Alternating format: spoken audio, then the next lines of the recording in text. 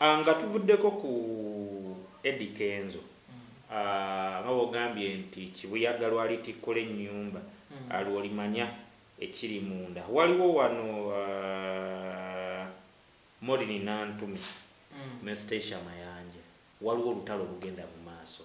Luli Stecia Mayanja yavaayo nayogerako ne bannamawulire abamu n'abategeeza ku nsonga ze zaamulemesa era n'ayabulira Golden Band nga agamba nti mulimu ekya Maureen Nantume okugamba nti yali amulogaye ne muwala we, something like that, bye bamwogerako ne bimunyiiza era mu interview eyo yayungula ne yayoza ku mmunye omuntu kye yandiisa okukaaba.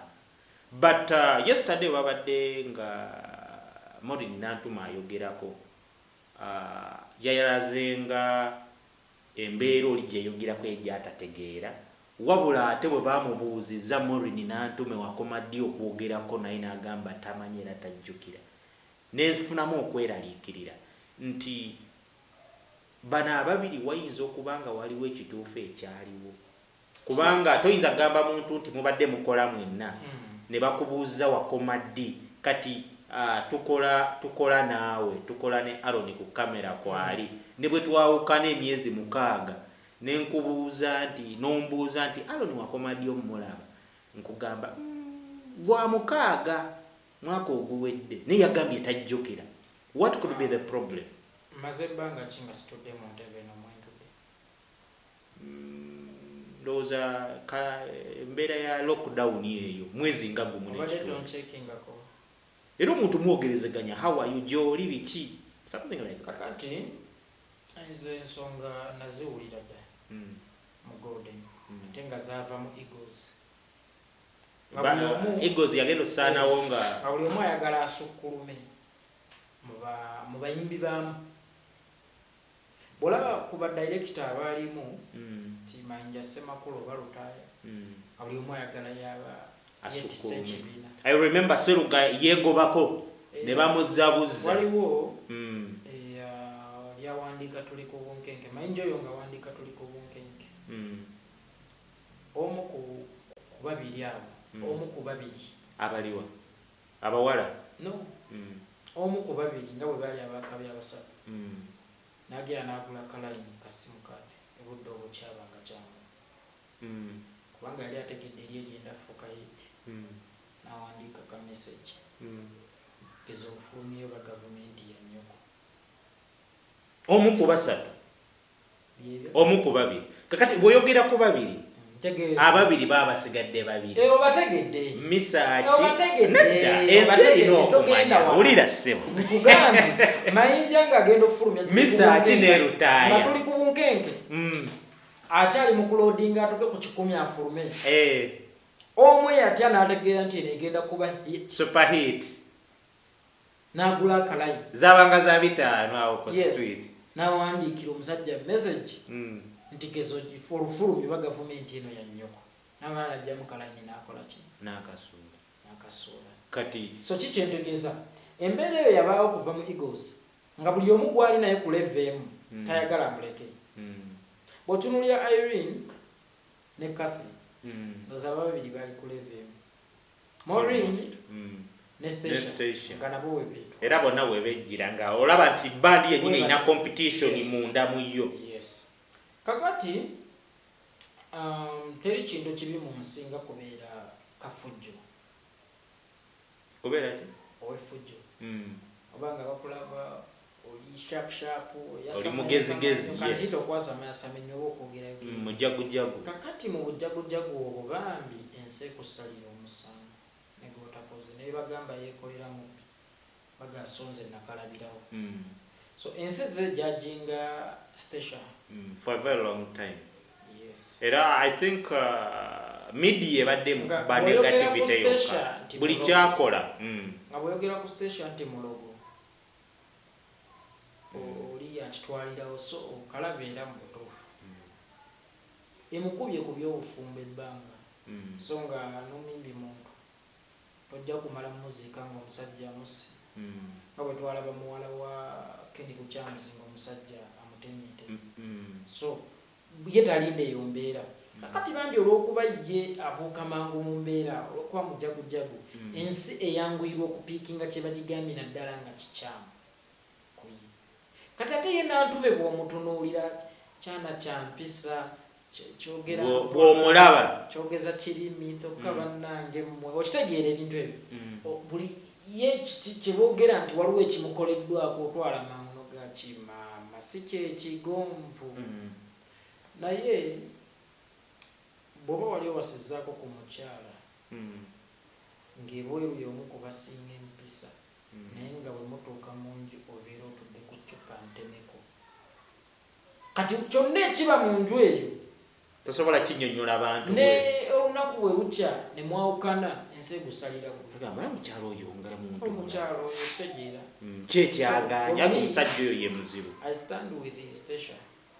abo abantu abagomvu abo lumbe ate oyo muwala wa Ssemakula kati ye alabika yalina access mangu edduka amataata olaba obitegeera golden papa so kati abo abantu abasirise nze saagalira ddala babi nnyo misota gwe bagamba waliyo omusota gwine effujjo ngago misota nga giba mikambwe mbuuzizza eriyo omusota ogwine effujjo bw'ogutunuulira bw'oti kuggwa akasusu kaagwo n'ak'olugavi lususu lwani olusinga okuba olubi omanyi olugave ndumanyi olumanyi olususu lw'olugavi n'olw'omusota lususu kyo lusinga okulabika obulungi mu maaso g'omulabi n'okumusota naye ani asinga okuba obulabi musota mukitegedde tugende ku kirala ndowooza. Alright, HTV Uganda, thank you so much for watching. What XP is my name. I'm with my brother here, Abdu Yekolera. Atugezaako okuyitayita mu bintu ebibaddewo. We try to here and there tunyumyanyumyamu. Atugezaako just kuyitayitamu. Then Shiba Kalungi asirise nnyo. Abaana balese music. Azawi has joined the female competition. Naleta ekintu ekipya. Abadde yakatukuba kwinamino abantu bali mu lockdown yafulumiza repeat it, which is the best song right now. Ndowooza tewali musajja tewali mukazi alina luyimba lusinga olwo. It is an exceptional song for now. Niwankubadde waliwo ennyimba ndala bbiri zenyinza okugamba ezigezaako okujjirira olwa Chris Evan ne Serena Bata then n'olwa kanoka sister cafe ka Vivian Tendo. Nako bambi kagezezaako. I would like to Vivian Tendo nkutumiddeko yonna gy'oli kakwano kange nnyo Vivian Tendo ne mmene manager mwerabidde manager yeso mani Rafiki ye general manager ne waliwo manager we nenga Vivian Tendo nkutumiddeko nnyo. So tolowooza nti ekintu alinga akitadde Shiba wanaakomerawo. There is time when you feel that you are very comfortable with your brand. So Shiba is comfortable with her brand. Comfortable mumubanjachi. Shiba takyalina kyetaaga okubeera Shiba. She's established. Talina kyagenda kuwa. Tested and proven. Talina kyagenda kuwa kisinga ebyakuwadde. Kakati Shiba kyakola kyakumukuumira waggulu. Tikikyamwongerayo. Takyaleeta kipya nti akakasafu ne. Era kirala kyogaye simanya Azawi biki. Ne Shiba nga kyali ku levo za Azawi. Ne yafubanga nnyo atukakase nti waakabi. Kati twafuna ddoki obukakafu. So ng'omuntu omulala yenna waliwo time wetuuka ate okyayagala kakasansi. No. Naddala mwene embeera omuyimbi astruggling okubaawo. Kusigala ng'oli wakabi mwene embeera. Just tulagako bulazi nti oli bubi nnyo. Oyagala tuviira mwene embeera bweyakirewo. Awo wennyini nkyalira ku Shiba because I believe her management alina oluyimba olupya alina oluyimba ne Fiki Fameka. Which song? The song is good. I think mu bombi nze ku lwange nyinza okugamba yasinze oddufunamu ye fikfa maker kuba lumukomezaawoko abambi yagezezaako. I would like to thank management ya fikfa maker yavayo wakama palaso yali so alwanye nnyo gaayo oyo. Abantu baali bamurightinze off ne bagamba fiki agenze mullo nga bagamba ekikye kikoze eki kiwedde. Naye surprisingly he has tried to come back. Naye concert yasembayo tuweke tufune lockdown yali concert ya competitor wa Shiba Kaluli Cindy yakuba cricket oval neboga nejjula. Remember when you look at these two brands oyinza okugamba nti Shiba is a bigger brand both musically and management wise. And when you talk about management, the manager abasinga okuba abalungi mu Uganda ate nga industry bagimazemu over 20 years. I think manager asinga Uganda bamuyita Jeff. Omuntu ayinza okuleetamu basically omuntu ayinza okuleetamu n'agamba okay Swang's Avenue tugireetemu naye ekintu ate kugamba level wali kye tuyita consistency. Swang's company bobo onaleeta okuvuganyisa Jeff omuntu uleeta Benoninga omuntu oba Julius Chazi newankubadde ne Julius yaludde mu industry naye waliyo okuleeta brand zonna ate ne zisigalawo kuba ye Chameleon Ready and Whistle is the best manager. I agree with you on that. So kati challenge eriwo Cindy yakola the most successful female concert. Simanyi oba yagifunamu sente oba teyagifunamu, that could be a debate for another day. Naye ya surprising abantu. One teyalanga bulungi. Personally nange nayogerako n'ingamba omukyalo n'atunoonyaamu ntanda. Agenda otwekwatirira. Even with you twayogerako now I think. Namusabola. N'ogamba omukyalo ono. Personally nange ngandowooza nina bwe namusinkana ku press conference ng'alina confidence ayogera. Ne ngamba well katulinde. Naye nga abantu abasinga omukyalo ono atunoonyaamu ntondo. Surprisingly she had the most successful female concert ever in the history of Uganda. Kino kirekawa Shiba alina music omungi ate nga hit songs. Nga tetunagenda kuwa gye kimuleka buuza kirekawa Cindy.